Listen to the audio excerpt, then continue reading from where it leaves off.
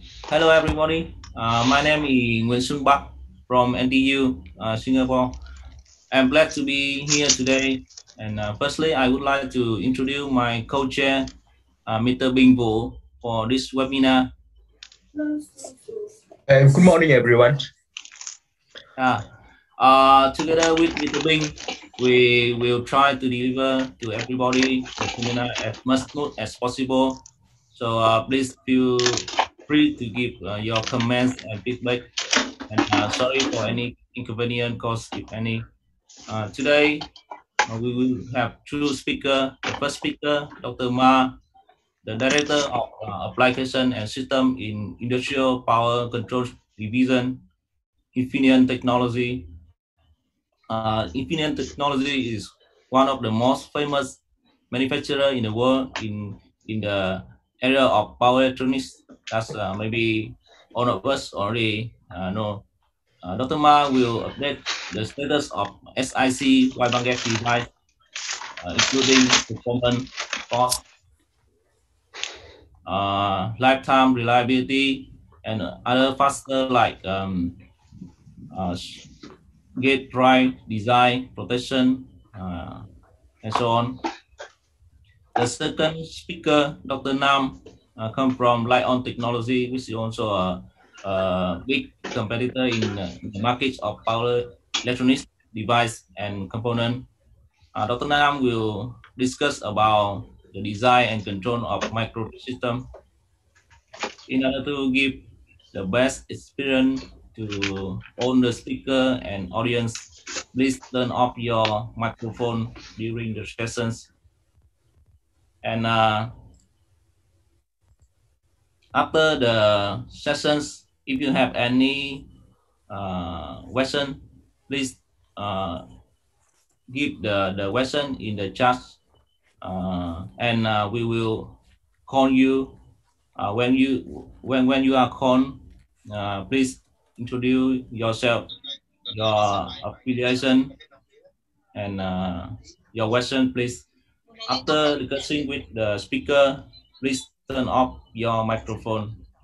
Thank you very much for your cooperation. So for now, my co-chair, Mr. Bing, will introduce the first speaker and take care of the first presentation. Mr. Bing, please. Morning, everyone.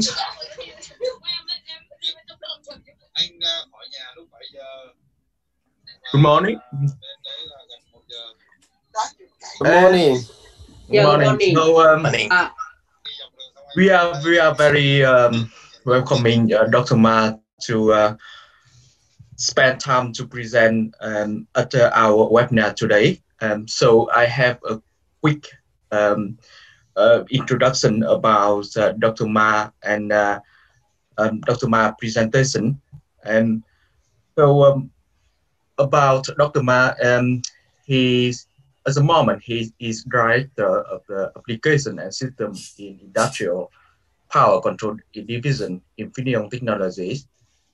He graduated from Hong Kong Polytechnic University with Bachelor degree in Electronics Engineering in 1988, and he received the Ph.D. in Power Electronics from the same university in 1995. After that, he joined Infineon Technologies in 2005 and is currently a director of application and system in industrial power control division. He is responsible for the new technology introduction, application development, and future product. Especially, he is working on the roadmap proposal for IGBT and silicon carbide device in Asia region. And Dr. Ma have published more than 30 papers in international conferences and journals, and he have 2 patents in the field of power electronics. Regarding the title of the presentation Dr. Ma give us today, so he going to talk about the core topic in migrating from silicon IGBT to silicon carbide MOSFET. before Dr. Ma can start, I will give the very quick abstract about the presentation title. So silicon carbide MOSFETs offer unparalleled performance improvement in switching speed, power losses, controllability over silicon power device like IGBT.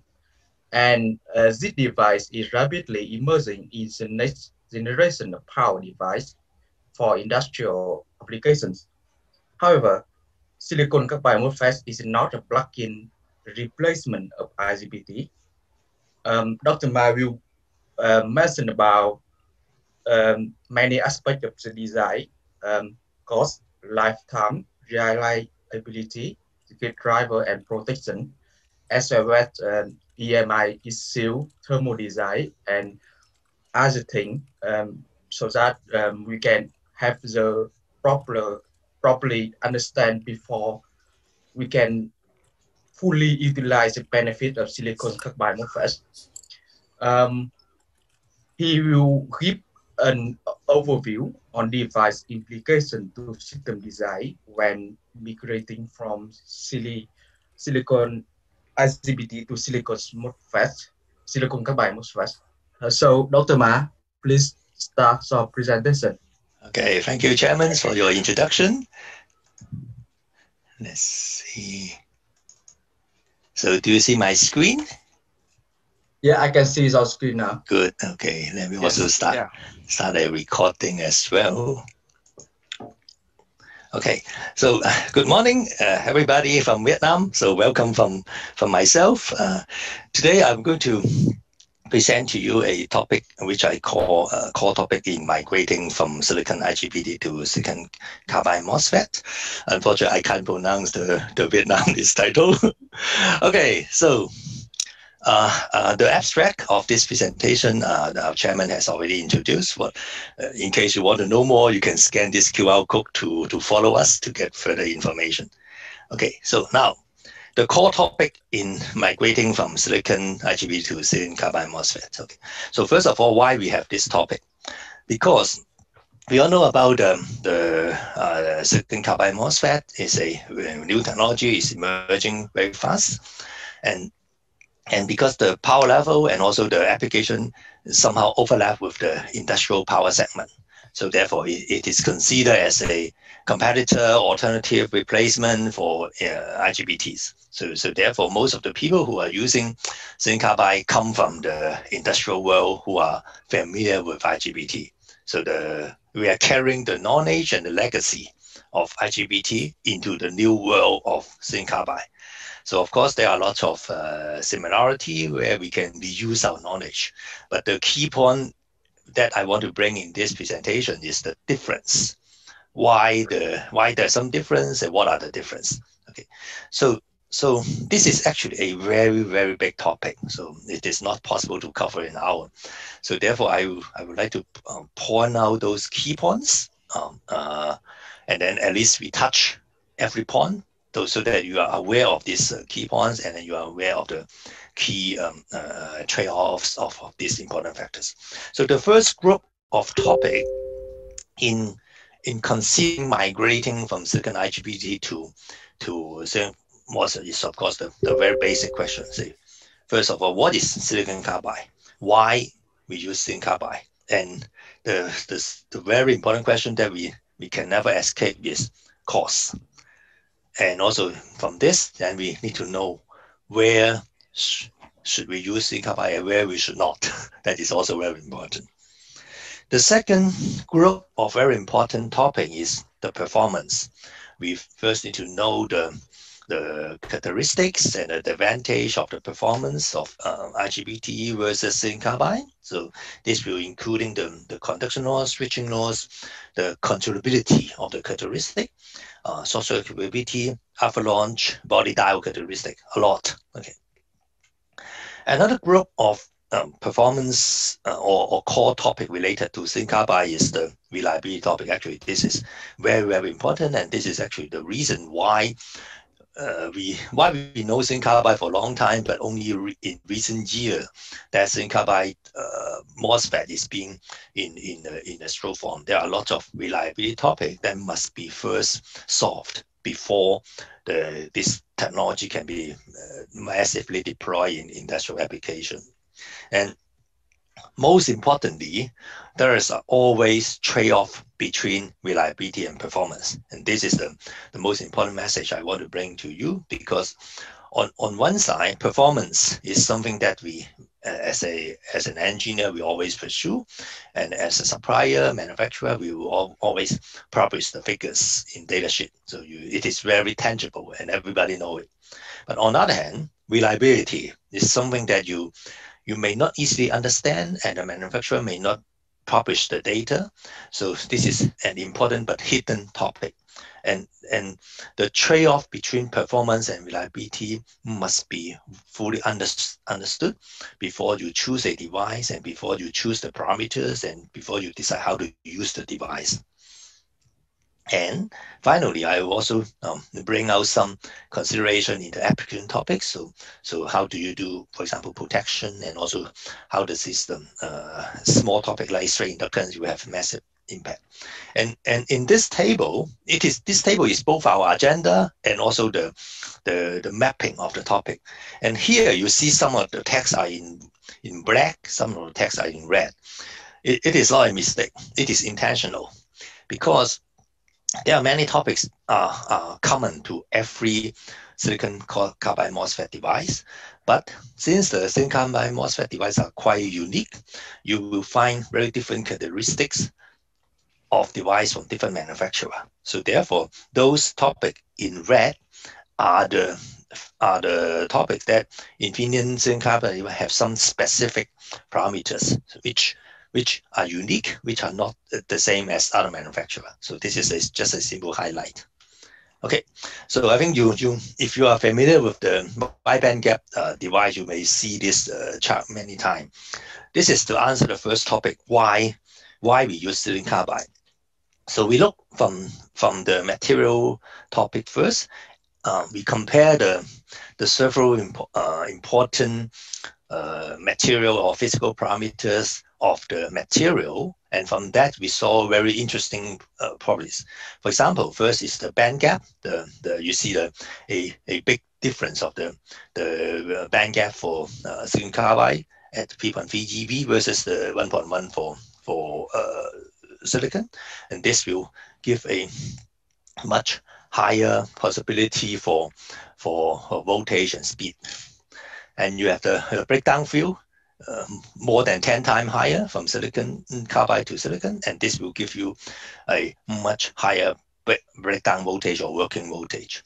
And you see thermal conductivity, that silicon carbide is 3 times better than silicon and as good as copper. So you as any thermal engineer will aware that copper is probably the best material that we use for power electronic application, and silicon carbide has a thermal property as good as copper. So you can foresee that it will give very good performance in terms of smaller chip for the same heat spreading, or better RTH, something very related to this aspect. And finally, the drift velocity, which is directly related to conductivity, and again, silicon carbide double silicon. So therefore, all these property will bring a device that can work at higher voltage, higher switching speed, with higher power density and improved dissipation. So these are very attractive from a material point of view.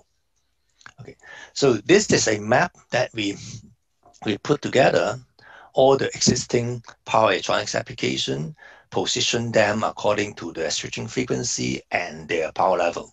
And as you can see today, most of the application are served by silicon-based device, either MOSFET, IGBT, or varistor, depending on their switching frequency and power level. And for some low power niche application like notebook charger, where ultra high switching frequency are needed, so we only see gallium nitride device are being used to make this very high-end, high-performance, high-power density charger. On the other hand, for those applications where the power level is high and also the switching frequency is very high, for example, in the range of tens of kilohertz or hundreds of kilowatt, like EV charger or a solar inverter, these are the places where we start to see silicon carbide device enter into market, offer better performance, efficiency, power density, and also system cost over IGBT device. And as the technology develop, we will foresee that more IGBT device more silicon carbide device go into application. Oh, sorry, it seems to be locked. Yes, okay, sorry.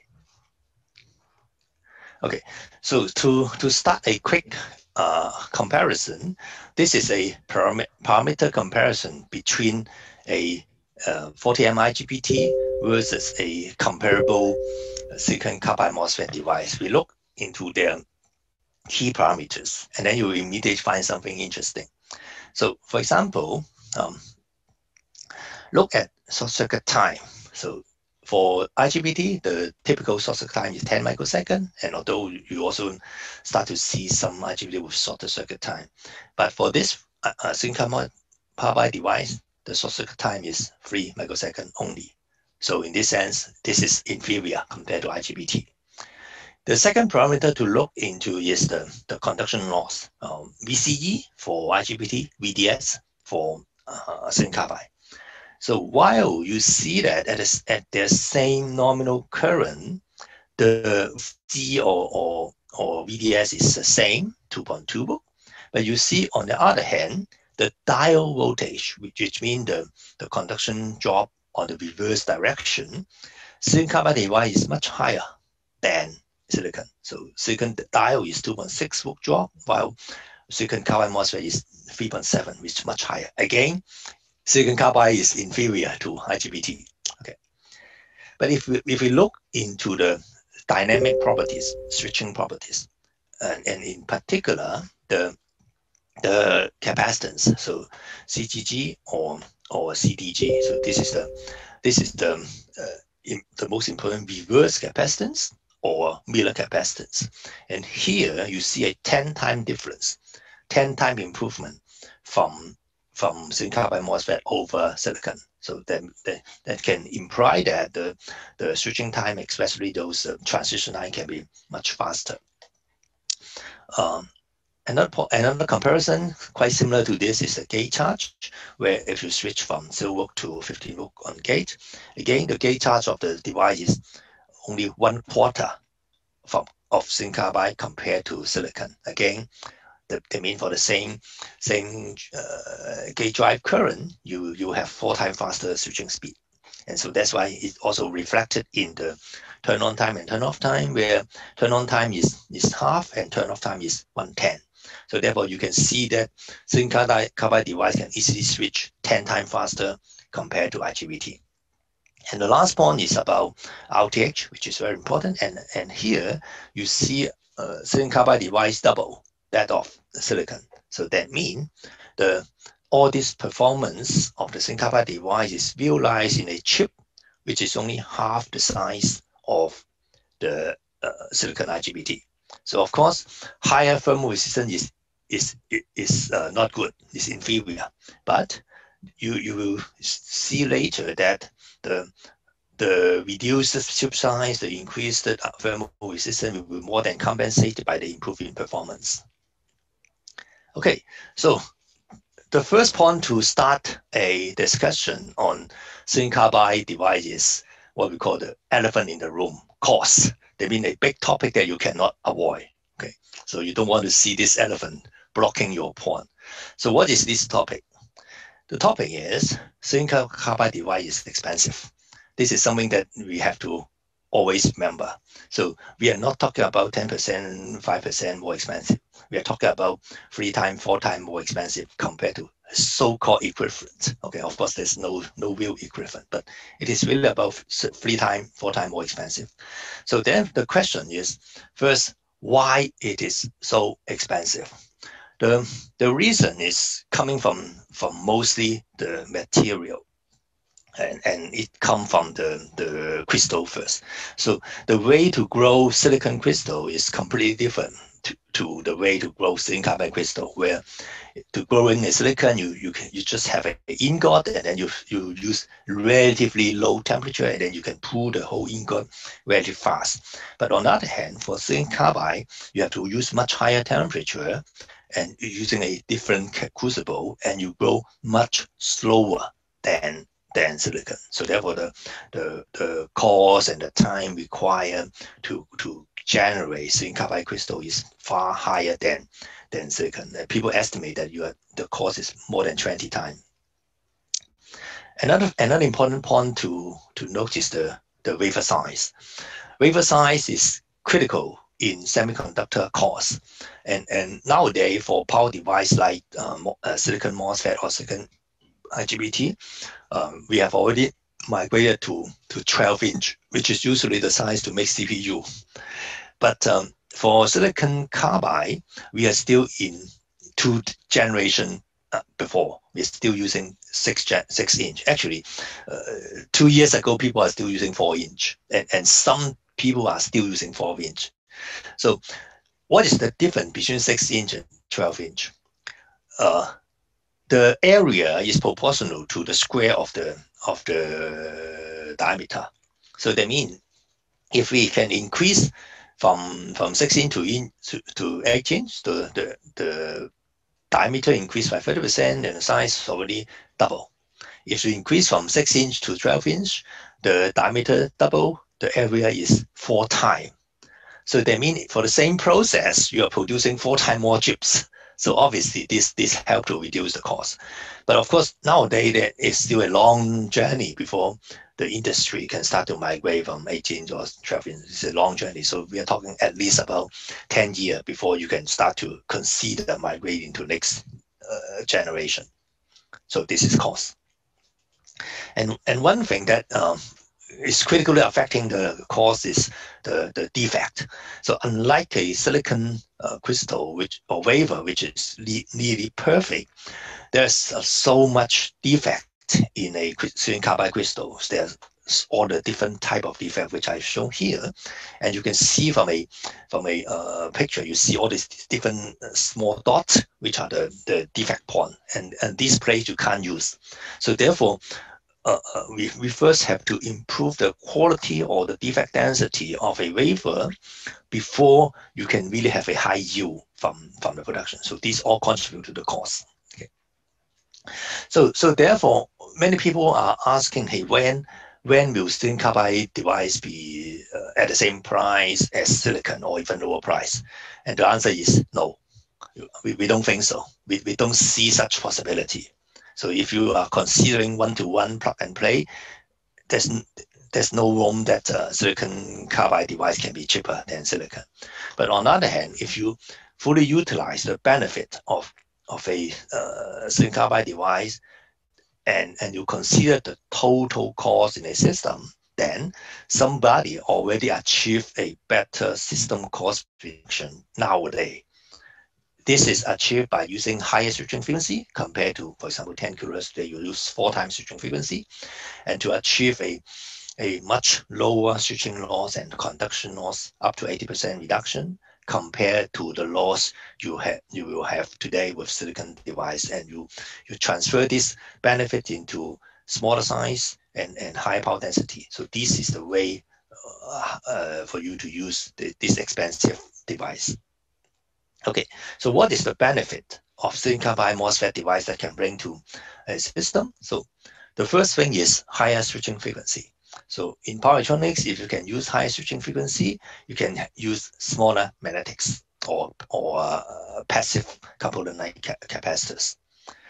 The second benefit is the simplified topology, because nowadays many people are moving from 2-level topology into 3-level or even higher number of level topology for several reasons.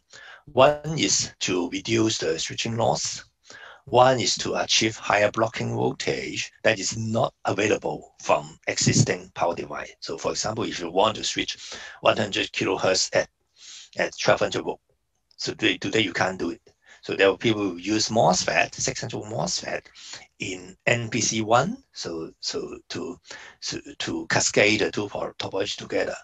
But if you switch to silicon carbide, you can directly use two-level topology because you can easily have a silicon carbide device at the voltage level of 1200 volts, so you don't need to use silicon to 3 level today. Sorry, my computer have some problem. Yes, okay. So therefore, you don't need to use multi-level. You can just go back to very simple 2-level because the high voltage, high switching frequency device is available. And that simplify the topology, simplify the control, and reduce the size as well. Another important point is, of course, the efficiency, where high efficiency, you get lower loss. And together, it brings to smaller heatsink, smaller size, and smaller total system. So these are the benefits that silicon carbide device will bring to the system. So what are the possible application area for silicon carbide device? So the first thing is solar inverter, because solar inverter is always pursuing the highest efficiency because it stems from the cost of the solar panel. So every drop of efficiency count. The next application area is solar inverter is always pursuing the highest efficiency because it stems from the cost of the solar panel. So every drop of efficiency count. It's me, Dr. Ma. Yes, application area is solar inverter always pursuing. Hey, there's some okay, let's continue.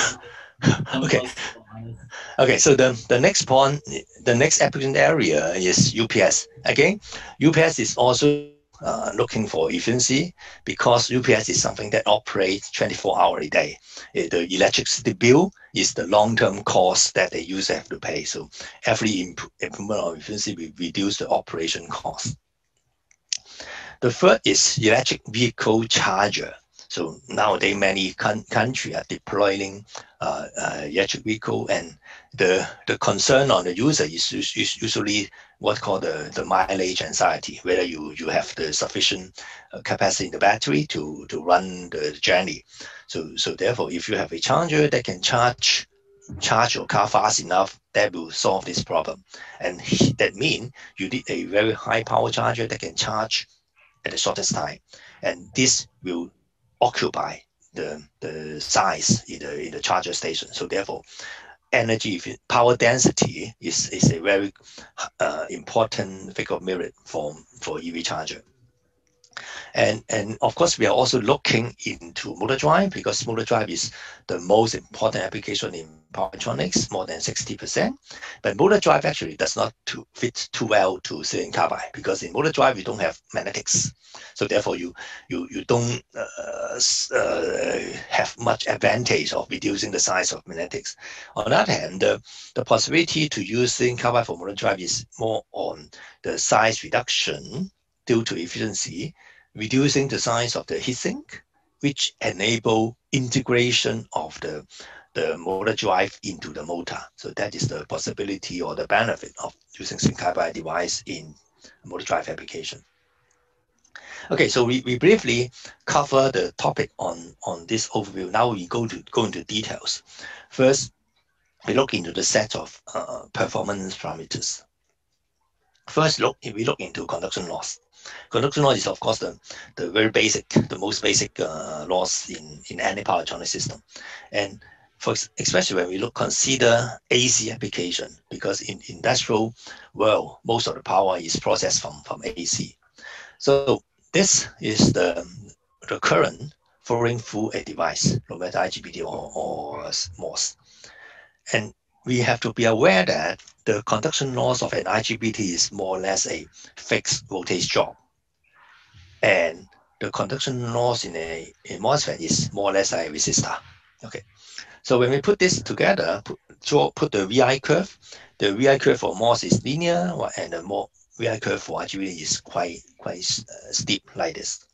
And if we choose a IGBT and a MOSFET device such that they have the same rating, that means they have the same voltage drop at the maximum current, just like what I show here. So they have the same. So in this sense, their loss is the same if this is DC. But for AC, the actual loss is not determined by the peak current. It is actually determined by the RMS current, which is here. So because the IGBT have a relatively fixed conduction loss voltage, so you will not have reduced the voltage drop. So the V is more or less the same. Only the I is different. But for MOS, because the voltage will drop with current, so therefore the average conduction loss for a AC signal is actually lower than IGBT. Even the peak voltage drop is the same. So this is a point that we have to aware that for AC application, for the same so-called DC current rating, silicon carbide MOSFET device will offer lower conduction loss, leading up to 20 to 30% compared to IGBT due to this reason. Another point is on switching loss. So what is the main difference of the switching characteristic of a silicon carbide MOSFET compared to IGBT? So in this switching example, we show that the two devices are switched at same DVDT, which is this red curve. Okay, they're switching in the same speed. But you see that when the current is dropping, the IGBT will always it will drop fast in the beginning, but getting very slow. And this is what we call the tail current, because of the stored charge in the IGBT needs some time to do recombination to disappear. But on the other hand, for silicon carbide device, it is a unipolar device. There's only one type of carrier, which is electron. So there's no such combination. So therefore, it drops very fast, no tail current. And this tail current is actually make a big difference in the switching loss, especially in the turn-off loss. So therefore, it is not only this slope, but rather finally, how long time does it persist? And this is the main difference between the switching loss or turn-off loss of IGBT versus silicon carbide device. The third point is about controllability. Unlike IGBT, which you cannot control the turn-off property normally, IGBT, silicon carbide MOSFET, being a unipolar device without storage effect, it is purely a RC device. So therefore, you are very free to control both the turn on and turn off. And the reason usually why we have to control the turn on and turn off by external gate resistor is you may have some external package straight inductance or PCB layout straight inductance or ESR, ESL in the DC capacitor, which you should minimize. But in case you cannot minimize this straight inductance and you meet overshoot problem, EMI problem, then as the last solution, you increase the RG to reduce the speed. And so here you see that first both the DVDT and the DIDT are highly controllable by using external gate resistor. So this is the good point for silicon carbide device. Another dynamic properties that we need to pay attention is the short circuit variety. You remember in the very beginning, I have already compared that IGBT usually have 10 microseconds, and in the Infineon silicon carbide device have 3 microseconds short circuit time. But if you also look at other manufacturer of silicon carbide device, you actually see zero, no short circuit robustness. So you may wonder why. First, two questions. Why silicon carbide device have a shorter short circuit robustness, short circuit tolerance compared to IGBT? And second, why only Infineon offers short circuit time, but the other manufacturer do not? So you may have a question about this. Okay, so first take a look on the short circuit waveform. So this is the short circuit current waveform when we have a short circuit. So the voltage will drop immediately and recover very fast, and the current will rise very rapidly, and then you start to see the current drop also very fast. This is because of the self-heating effect of the MOS channel, and once the temperature get high, the resistance can easily get double or triple, so the current drop very fast. And you see a very difference in the peak current waveform here when we are testing two different packages. One is the 4-pin TO247, one is the 3-pin. The reason why a 4-pin device have a higher peak current, because a 4-pin device will give a direct access to the gate and the source without interference by the stray inductance from the package. So therefore, during short circuit, because the current rise very fast, if you're using a conventional 3-pin device, the voltage developed across the internal stray inductance will actually reduce the gate voltage. So that's why this traditional 3-pin device actually have a reduced gate voltage during short circuit. So this is a typical short circuit waveform, and if you turn off within 3 microseconds, you are fine. Okay, so this is how it look like. Then the question is, why we will have this kind of short circuit capability? First, we compare the chip size of IGBT versus silicon carbide MOSFET. So this is the chip layout of a 100M IGBT module, where you have the IGBT chip and you have the diode chip. The active area is about 100 millimeters square. If we compare a silicon carbide MOSFET for the same current 100M, you only see 4 chips, or actually the comparable chips, and no diode, because the diode chip is only part of the function inside the MOSFET. The total active chip area is only 30%, 30 millimeters, so only 1/3 compared to IGBT. So the chip area is smaller. The second point to consider is, if we have a short circuit, there's a high energy density occur in the middle of the chip. So this is where the heat is coming, and then the heat will spread out, and if it doesn't spread fast enough, it will melt the device. This is also the same for silicon carbide MOSFET, but the difference is IGBT cell is constructed in the entire wafer thickness. On the other hand, for silicon carbide device, the whole structure here is just a thin epitaxial layer that we grow over a thick chip. So the ratio of this thickness to this thickness is about 30. So only 3% of the entire chip thickness is used for the active control. So therefore, on a vertical dimension, the loss density is 30 times higher than the IGBT. So if we put all this number together, first, the nominal current is higher for silicon carbide MOSFET, 10 times over 6 times. Chip area is 1/3. The heat vertical dimension is about 30 times higher. So the power loss density during short circuit in a silicon carbide MOSFET is at least 20 times higher than IGBT. It doesn't mean that as a manufacturer we cannot develop a silicon carbide MOSFET to achieve the same short circuit openness in microsecond. It is possible, but it will come with a cost penalty. Such device will be expensive, so people may not be willing to pay such a high price just for a longer short circuit time. So therefore, it may be better that you invest this extra cost on sophisticated short circuit protection circuit instead of putting this as a robust short circuit device in silicon MOSFET due to cost reason.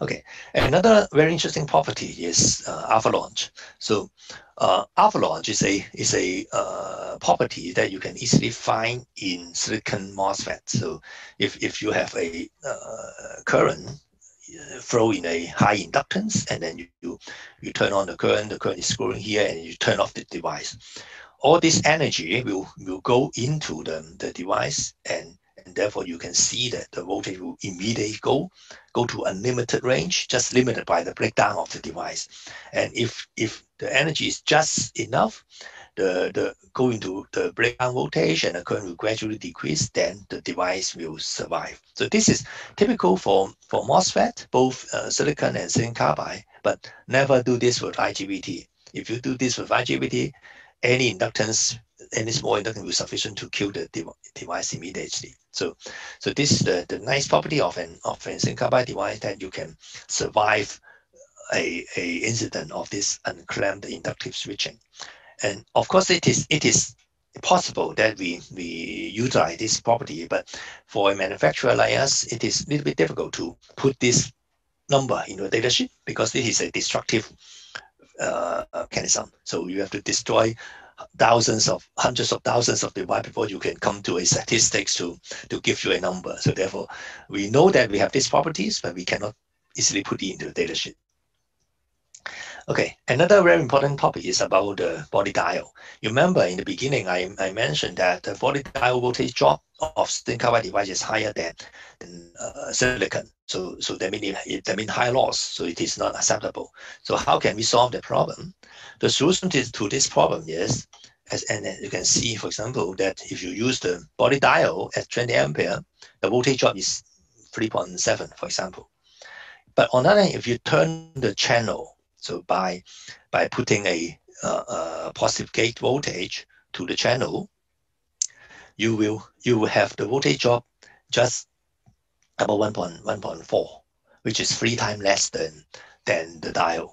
So here, if you give you much better conduction loss than using the diode by using the channel. Okay, so this is what we call the synchronous rectifier mode.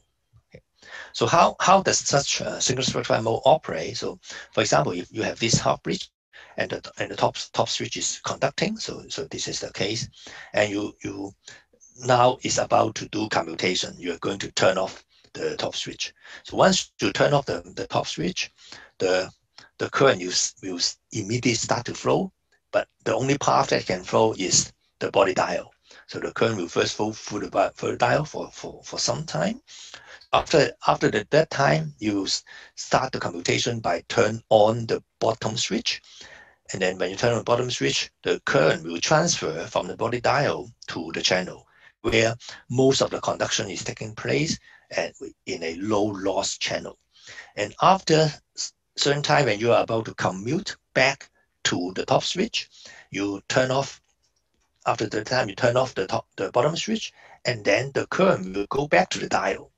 So after some certain time, you can repeat the commutation process by turn on the top switch. So this is how the use of the body diode and the channel together in a commutation process, where the body diode is used for commutation and the MOS channel is used for conduction. So the body diode will give you the speed, and the MOS channel will give you the low loss. So this is showing the performance of commutation properties of the body diode, and compared to a silicon carbide Schottky diode. You see that the body diode has very good performance, comparable to a Schottky silicon carbide diode already, even with such a high current of 100 ampere. The reverse recovery time and the reverse recovery current is very small. And also, the body diode is also showing a very good surge current capability, where in this case you see the over 200 ampere of current is passing through the diode. The diode can still survive, because you start to see that the voltage drop of the diode will not grow proportional to the current. And as the current go to a very high level, it start to change the property. This is what we call the MPS mode, merge PN Schottky. So that means we are using a bipolar mode to carry this very high current to prevent the voltage to go to an unacceptable level that damage the device. And this is the same for both the diode mode or the channel mode, where here we are using the synchronous rectifier mode by turning on the gate, but when the current go too high, it is still the MPS mode that reduce the voltage drop. Okay, we have briefly touched on the performance aspect. Now we have to touch the topic on the reliability. Okay, so there are many topics that we have to consider. So we are not only looking on the performance aspect like RDS on or switching performance like QG, but we also look about these parameters like threshold voltage, gate oxide reliability, short circuitability, because these are the parameters that influence the reliability and robustness of operation. Okay, so this is the simple explanation on the problem of gate oxide reliability. So this is a simple MOSFET. So in the simple MOSFET, you have the source, the drain, and the gate, where there's a resistance along the path. So, and normally, if you do not have voltage, you don't have a conduction channel, and there's no current. But if you apply a voltage across the gate, a channel is formed, and then when you apply a voltage across drain and source, current will flow. So this is a very simple explanation of a MOS operation. But for the case of silicon carbide, because there's an interface between two different materials. One is silicon carbide, one is silicon dioxide. And in the interface, you can see from this electron microscopy that there's always some defect. So the interface is not perfect. So when there is some defect, it will attract those electrons that pass over to attract into this defect. And as a result, the electron path will be deflected. And this is what we call interface trap. So this will finally end up into a higher resistance in the channel. And this is, of course, not acceptable because RDS on is the most important parameters. So how to solve this problem? The only solution to this problem is we have to apply a very high gate voltage or thin oxide to compensate for this reduction of channel mobility. And this will cause dielectric breakdown to the gate. So this is the fundamental problem. So how to solve this problem? The Infineon approach is we are using a trench gauge. That means we are not building the gauge on the horizontal way. We are cutting into the crystal to build the gauge in a vertical dimension. The reason to do that is, although we still have some defect in the interface layer, the defect density in the trench dimension is much, much lower compared to the dimension. So which roughly 100 times better. So therefore, when we have a better channel, we do not need to use such high voltage on the gauge to give a reasonable conduction. As a result, when we put the reliability, robustness, and performance of this different type of technology together, we can see that when IGBT is being the industry norm today, has the highest reliability, the planar MOS, which is the DMOS, have improved the performance of IGBT but reduce the reliability. On the other hand, the trench MOS have both improved the performance over planar MOS and also a reliability level comparable to IGBT. So this is how a new technology of silicon carbide can offer both improvement in performance while maintaining the reliability level that we achieve today. So this is a test result showing this aspect of gate oxide reliability. So this is the test result for planar gate where we apply excessive gate voltage. So zero means the zero over the nominal voltage. And for example, 20 volt means we are applying 20 volt beyond the maximum gate voltage. So this is very stressful, and you start to see the failures start to happen. And when changing from planar to trench, you already see 10 times improvement in reliability. But when we use the Infineon trench, we see another 10 times improvement in the reliability of the gate. When we even apply 40 volt in excess, it's still okay. And we can even achieve a reliability level comparable to the IGBT today, which is this curve. So this is very outstanding reliability performance. Another property that we need to be aware is what we call BTI. bias temperature instability. It's all about the threshold voltage, because the threshold voltage is actually not a stable parameter. If we actually change with voltage, so they mean if you apply a gate voltage like this, the threshold voltage will go together. So if the gate voltage increase, the threshold voltage will increase. But normally it is not a problem, because when the gate voltage fall down, it will fall down again. So this is normally a problem. It is just a hysteresis problem. It's fully reversible. But the problem is there is something called permanent threshold drift. That means after repeated operation, the threshold voltage does not fall back to the original voltage. So this is the original voltage, but after many times it drifts to some other voltage, and it is always increasing. So the threshold voltage is always increasing. So increasing the threshold voltage actually means you have lesser voltage for conduction.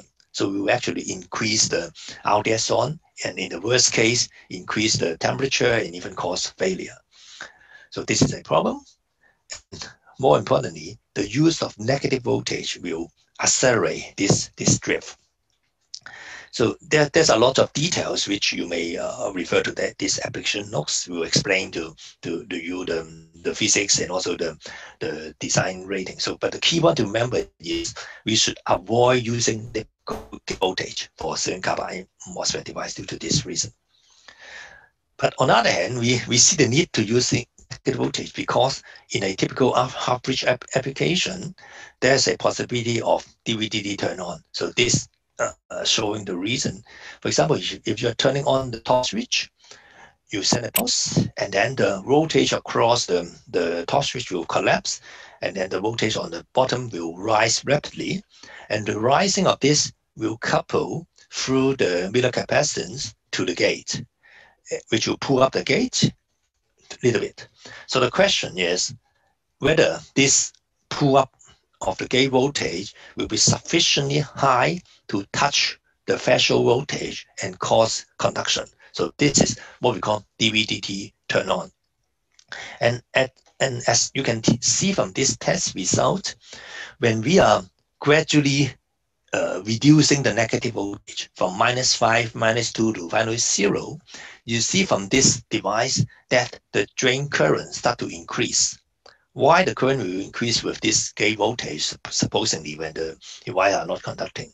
This means that the threshold voltage is this spike is already exceeding the threshold voltage, causing the conduction, which leads to increase the drain current. So this is a problem, and the solution to this problem is to use negative gate voltage. I mean, you pull down this gate voltage to negative so that the threshold doesn't touch. The spike doesn't touch the threshold. Another approach is you choose a MOSFET with a higher threshold voltage so that the spike will not touch. This is another approach. The third approach is you choose a MOSFET with lower Miller capacitance or lower Miller capacitance to input capacitance ratio, so that you have this capacitive voltage divider to reduce this spike. And finally, if you can't solve this problem, you have to use okay. So therefore, you see there's a dilemma, what we call the minus gate voltage dilemma. Whether you solve the problem of DVD turn on by using more negative voltage, or you create more problem on the threshold drift by the negative gate voltage. This is the dilemma to the user. The technology solution to this is to use the trench gate MOSFET, because for this you can use silver turn off. Using silver turn off, you don't have the problem of threshold drift. And why you can use silver turn off? Because this trench technology can offer higher threshold voltage, higher than any other threshold voltage, because we don't need this high electric field. And at the same time, we can achieve low Miller capacitance to input capacitance ratio. So why we can achieve all these nice parameters by this trench technology? We can roughly look into this structure of the trench, where you see a big area which we call the P well. This is actually the diode.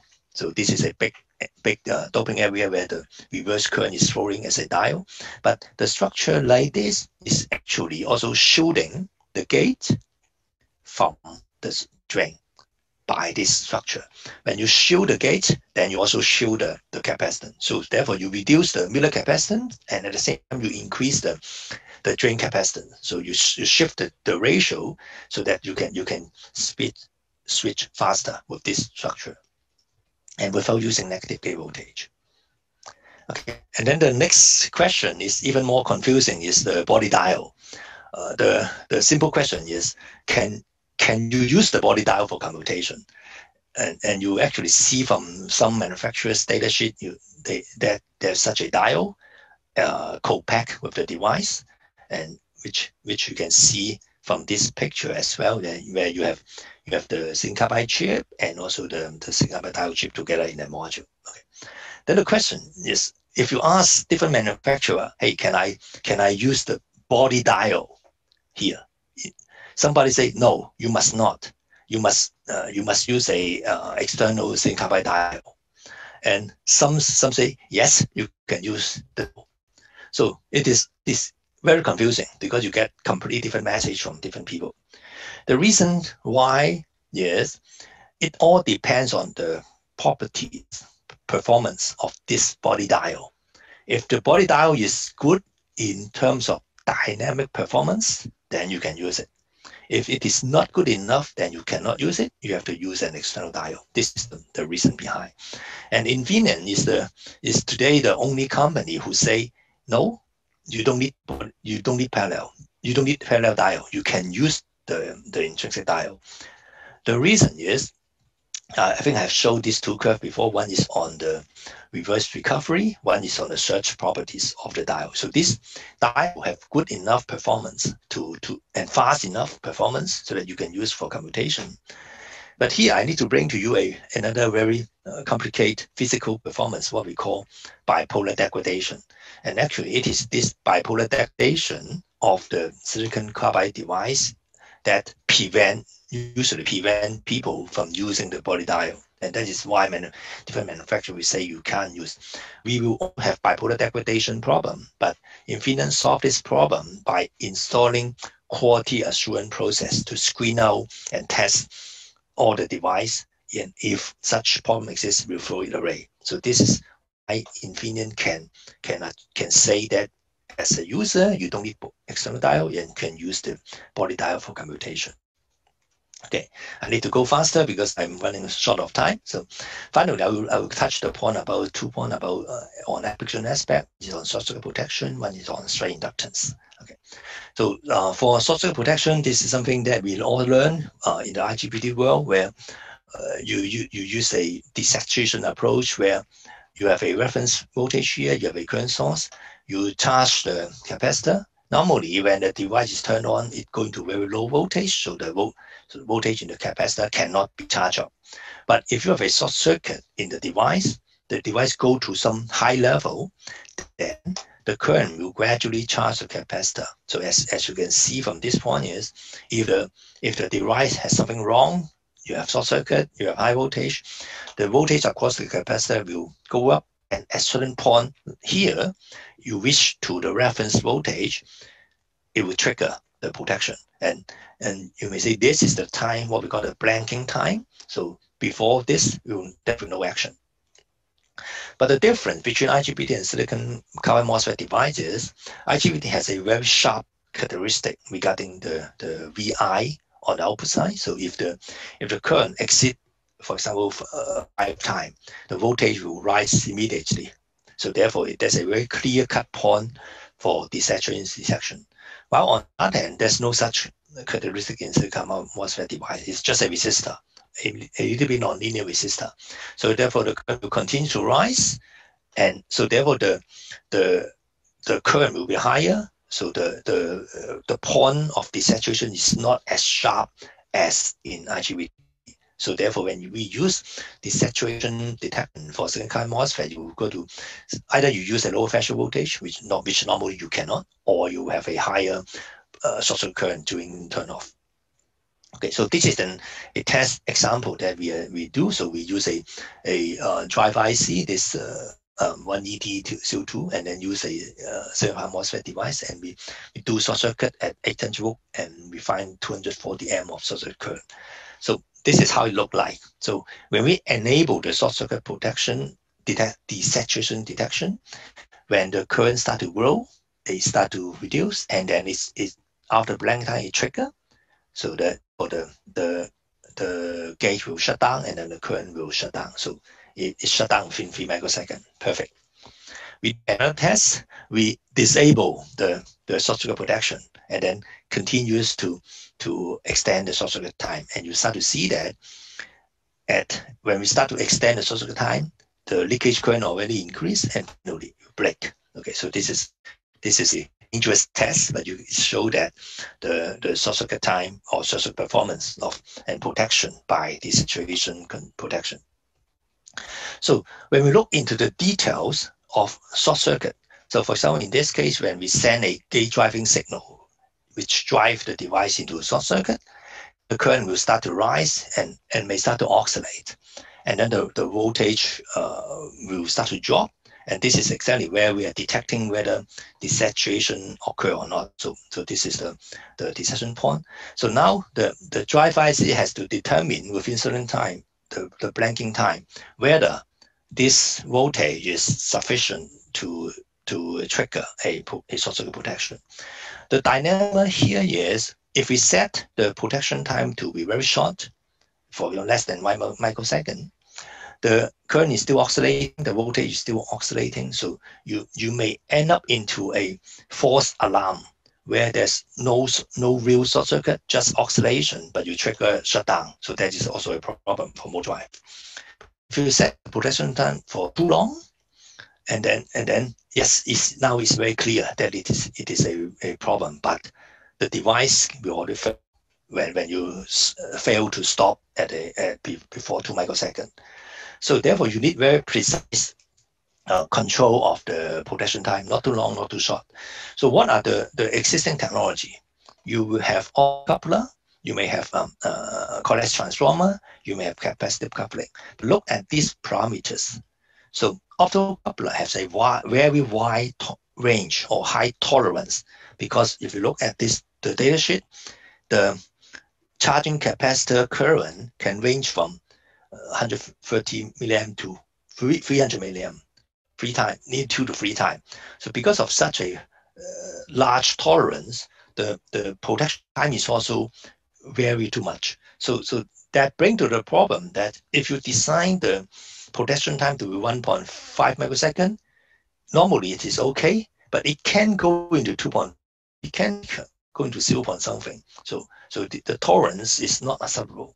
So you need some technology which gives you very tight control of these parameters. So for example, the magnetic or coax transformer approach will give you maybe 10 to 20% of tolerance, and that is required for short circuit protection of silicon carbide device using desaturation detection. I need to go faster now, so this is straight inductance, the last topic.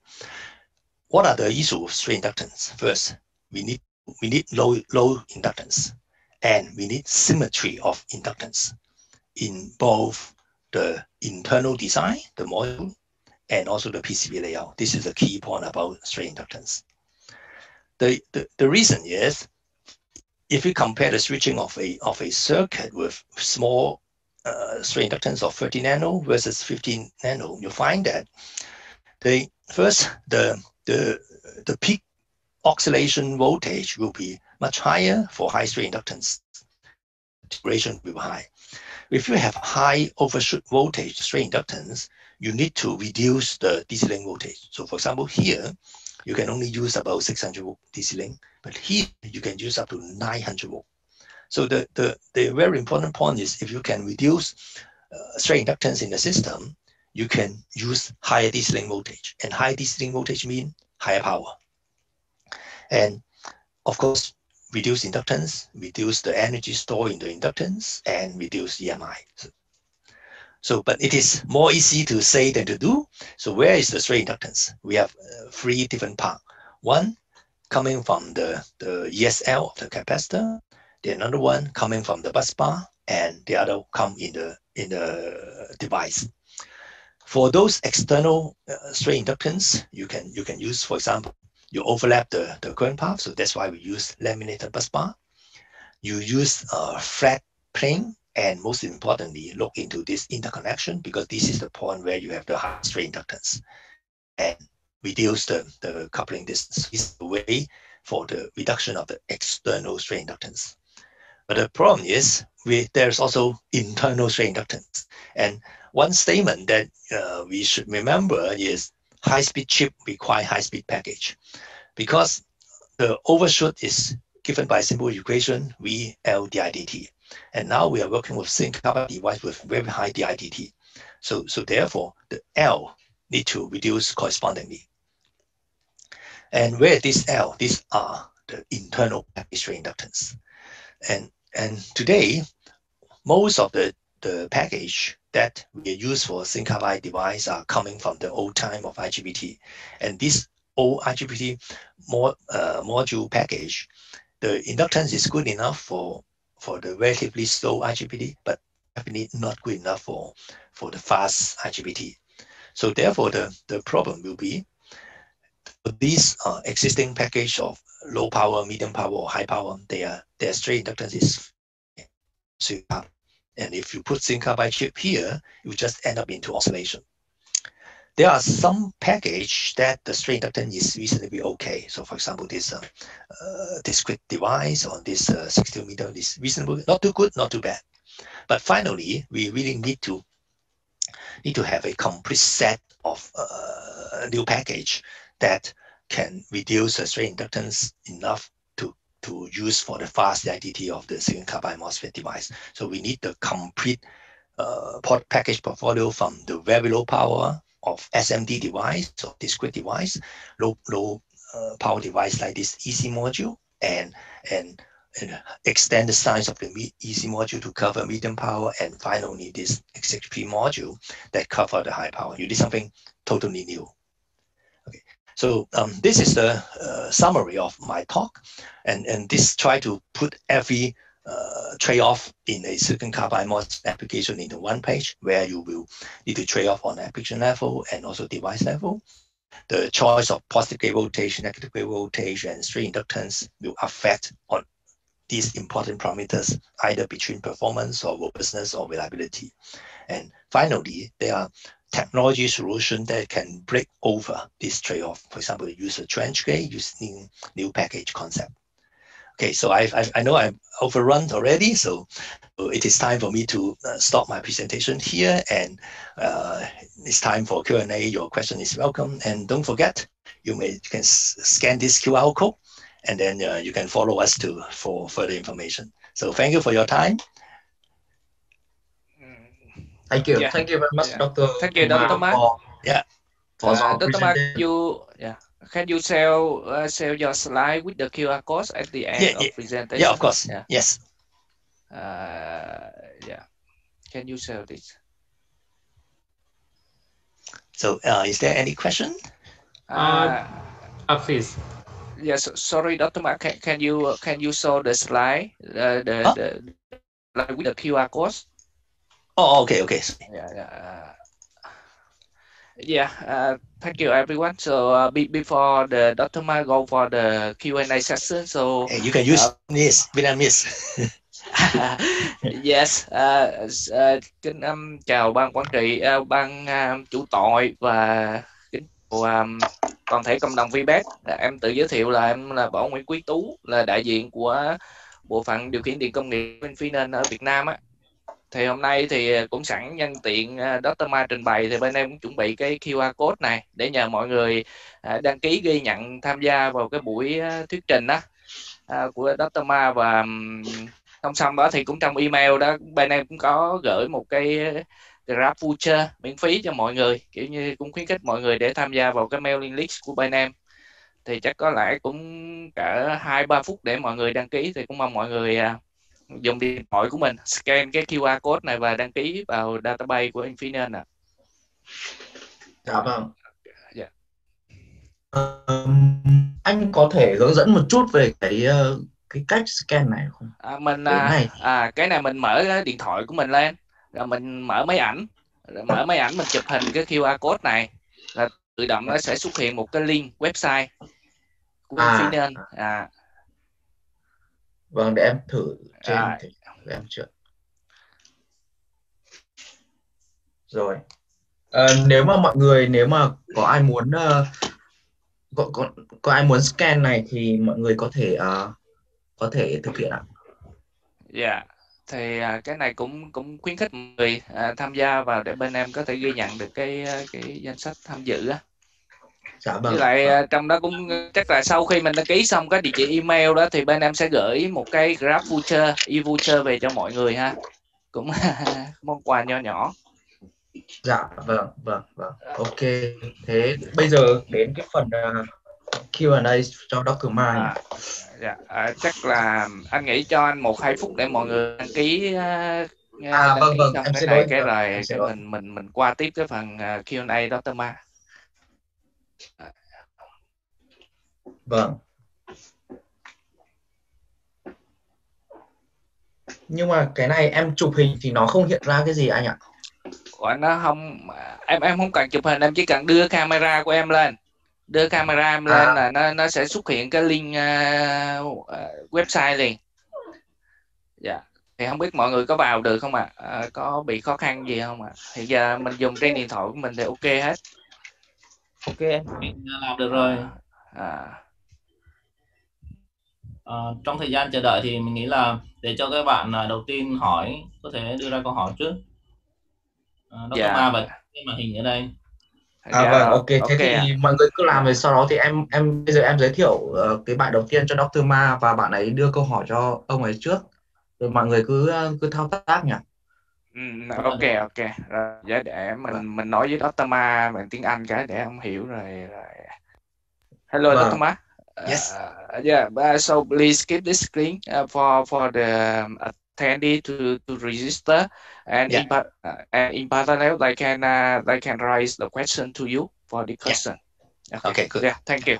Thank you. Bye. Firstly, thank you very much, Dr. Ma, for your presentation. I have to say it's very informative presentation and have a very clear conclusion regarding the cost and the losses. So we have several questions from the audience.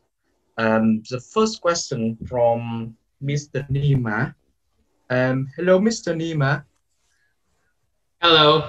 Yes. Hello. Can you please give Dr. Ma the question directly? Thank you, Dr. Ma, for your great presentation. It was very informative. I had my first question is, switching from silicon to silicon carbide for the system level allows higher switching frequency. This reduces the passive component size, but increases switching loss, which means increases the heat sink need requirement, and the sharper edges of falling and rising also increases the need for EMI filter. So all things considered, is it still, can we still say that cost-wise and volume-wise, it's worth to switch from silicon to SiC? Because if we consider the increase in the heatsink requirement and the common mode filtering increase, I don't know. I can't just make a final conclusion if it is worth it. Okay. Very, very important question. Very great question. So there are two parts. So first is about the loss. So of course we explain that your use of switching carbide device is to enable higher switching frequency. But if the switching loss increase, then of course there's no point. So here you need to consider these parameters. So the turn on time, turn off time, because switching loss is directly related to turn on time. So the turn on time is 10 times faster for silicon carbide device over silicon. So that means, just first rule of thumb, you can turn off 10 times, you can use 10 times higher switching frequency at the same switching loss. So that is the one first point. Okay. And then so therefore, if you're not using 10 times higher switching frequency, you're already reducing the switching loss. This is number one. Number two, don't forget that in most cases we are working with AC application, high voltage, and in AC application, the resistive loss of the MOS is lower than the fixed voltage of an IGBT. So the conduction loss is reduced by another 20%. So therefore, at the same power level, voltage level, at, for example, 5 times switching frequency, you get 20% lower switching, lower conduction loss, and maybe another 50% lower switching loss. So therefore, the loss is reduced, not increased. Okay. And the second point about EMI is very important, and so that's why I spend the time on the topic on straight inductance, on DVDT, because these are all the challenge for high DIDT or high DVDT. So therefore, when we use silicon carbide device, we must pay high attention to inductance. And that's why I show that we have to throw away all the old packages and create a full series of new package to reduce the package rate inductance. And at the same time, on layout aspect, as a user, you also need to carefully consider to reduce the straight inductance and also the coupling capacitance to ground. Only by that, you can reduce the use of EMI filter.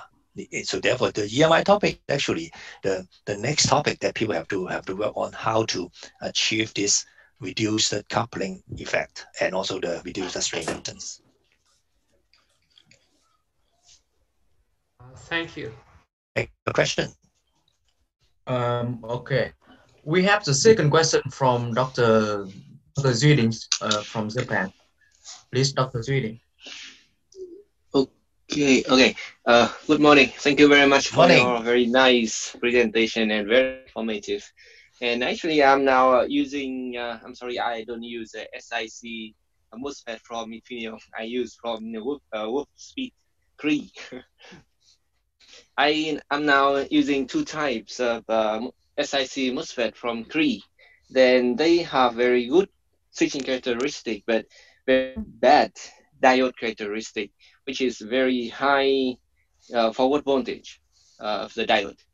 Then you show some slide about diode characteristic, and I found that the forward voltage is about 2 volts. One I'm now using now, I am using now is 3 volts, which is very bad. So from the perspective of Infineon, do you have any approach to reduce the forward voltage of the diode in the future? Because compared to IGBT or very good question. Okay, please. So just put a simple answer. The diode is equally bad, so I don't need to advertise for Infineon. So because this is physics. Okay, so and you remember I explained about this. Let me go to this slide. Yes, the diode. Okay, so most of the manufacturer today, because the internal diode is so bad in both conduction loss and switching loss, so therefore most of manufacturers say no, you should not use this diode. So therefore they will put an external diode, or you have to put the external diode by yourself. So if you put an external diode, it will be a Schottky diode, while the internal body diode is a PN diode. And I think remember from all the old school days, we know that Schottky diode have better performance than PN junction diode, lower fault voltage, lower reverse recovery charge like this. And this also holds true for silicon carbide.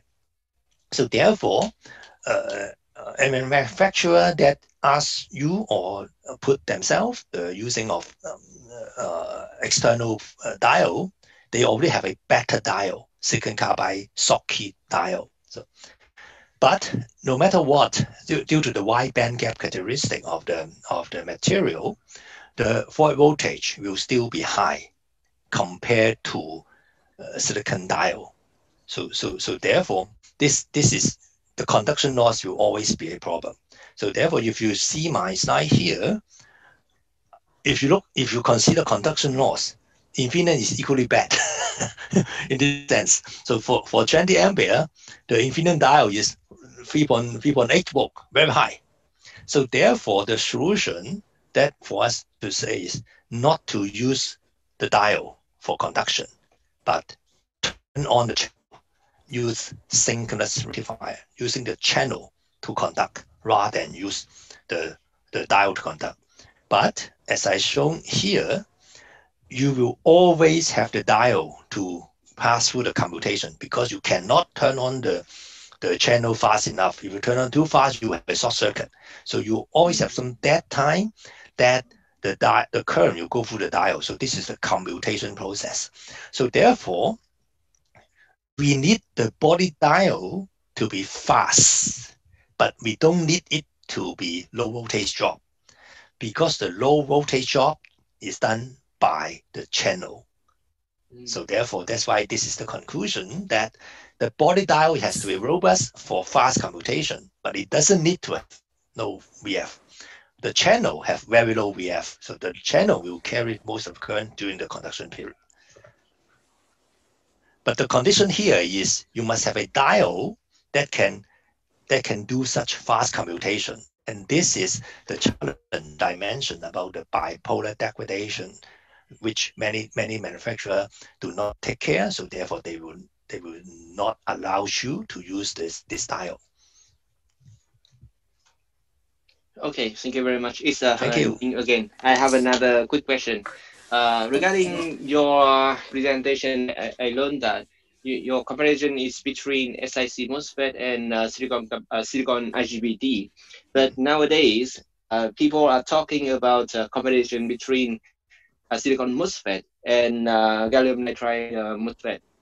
Good question.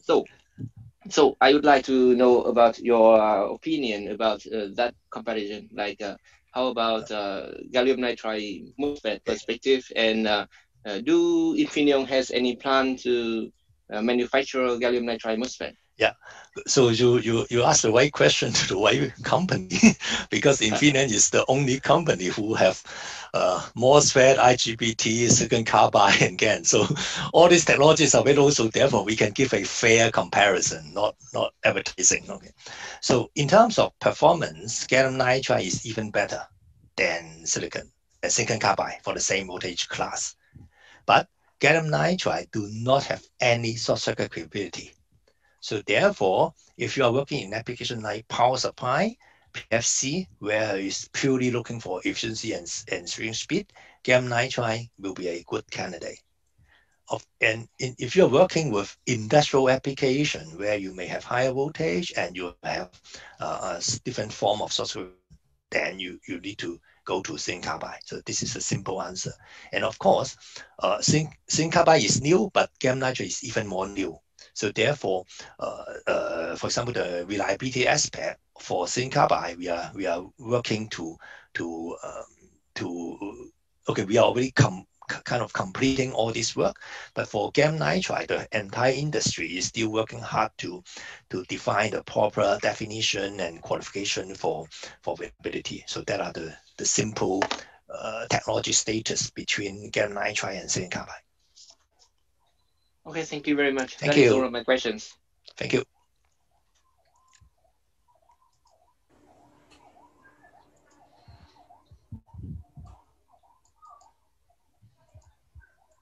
Dr. Bing, are you here? Are you there? I finished my QA. Yes. Sorry. Thank you very much, Dr. Ma and Dr. Ding. I mute my because we have the first question from Mr. Tang from Seoul, Korea. Please, Mr. Tang. Yeah, hello, Dr. Ma. Hello, good morning. From Seoul in Korea. Yes. I have a question about the reliability of the silicon carbide compared with some IGBT, Si IGBT. As I know that in the IGBT now, they have many research talking about the open circuit fault. That means when we supply the gate voltage to the switch, but the switch cannot switch. That means cannot communication. So in the case of IGBT, they explain something about the inside, but actually I don't understand. But anyway, the IGBT have some open fault, oftenly in the induction. But I want to ask you about the silicon carbide. Do you have any comment about the silicon carbide for the open circuit fault? That is, and how about that? Yes, that's my question. Okay, so failure is, okay, in most of the case, when we talk about failure, usually we talk about the physics of failure. So for example, over current, over voltage, over temperature, DVDT, HDRB, or moisture ingression. So these are the different physics that cause a device or cause a chip to failure. And often, in most of the case of failure, the failure will first happen as short circuit.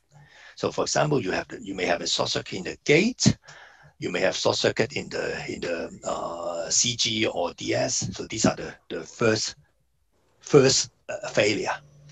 But in reality, and when the device is put into application, when you first have a short circuit, you will result into huge current going through, and then will burn the device or even burn the bond wire.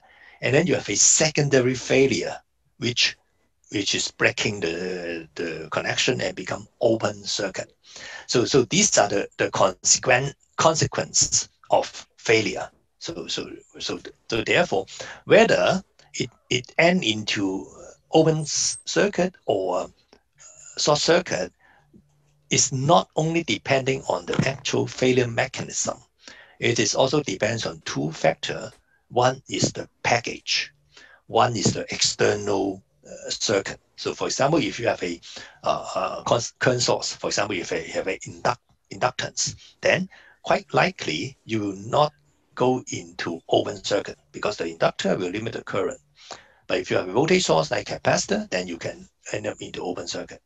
On the other hand, for very specific application like IGBT plasma, because open circuit failure is not allowed, so therefore the package itself, you will ensure that in case of any failure, they will press the device such that it go into short circuit.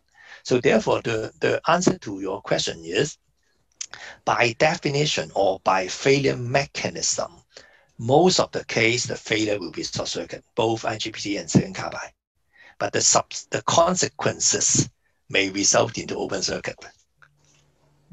Yeah, okay, I understand. Okay, thank you. Thank you so much. Yeah. Thank you so much, Dr. Ma and Mr. Chang. We have the next question from Mr. Sun Bak from Singapore. Please, Mr. Sun Bak. Hello, Dr. Ma. Thank you for your this interesting topic and presentation. I have a question about the expert in the area of switching device. Do you have any prediction for 10 years, 20 years, upcoming 20 years later in the market of switching device? How it look like? Thank you. Okay, good question. Okay, so now we are now not technical guy. Now we become a futurist just to predict the future. Okay, so again, this is just become a personal opinion based on the understanding of the knowledge of technology. So my personal view is, I think we can go back to the very first slide here, which will give some thought. Okay, which is this one. Everybody look for cost reduction. First look in the power device. And therefore people understand that the performance of silicon carbide, so they want to have both silicon carbide performance and silicon price. So therefore people look for that. But for sure, it will not happen because of the very high complexity and cost for silicon carbide wafer.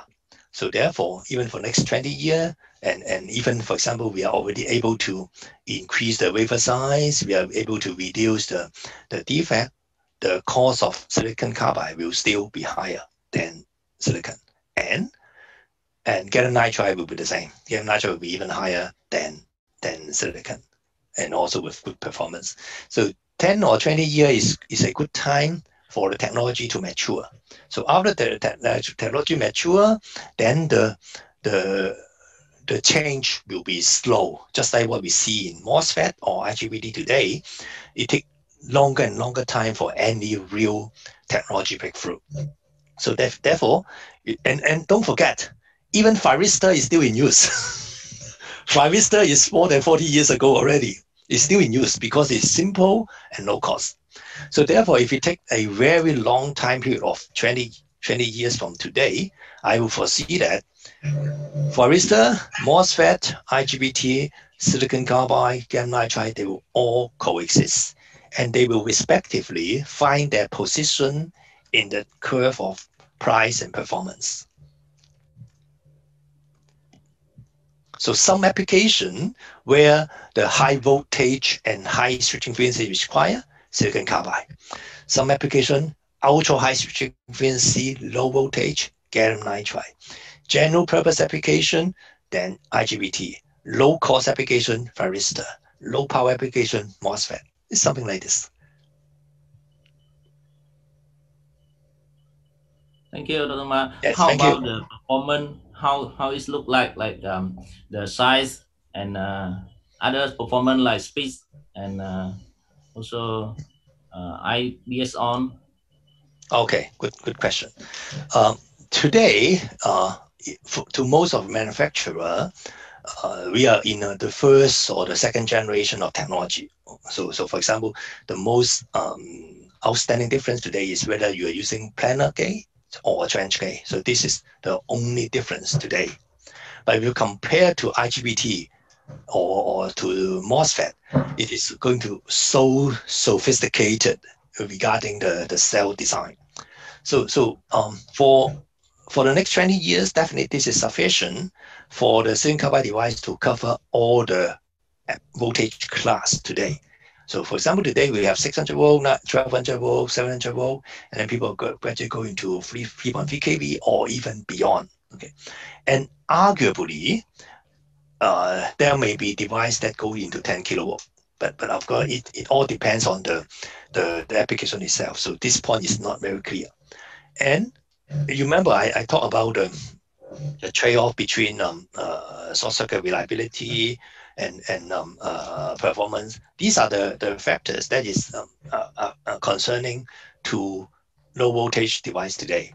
So of course, if the demand for short circuit robustness persists and if the cost reduced to a certain level, then you may also start to see that some device will offer short circuit robustness, but definitely not for all.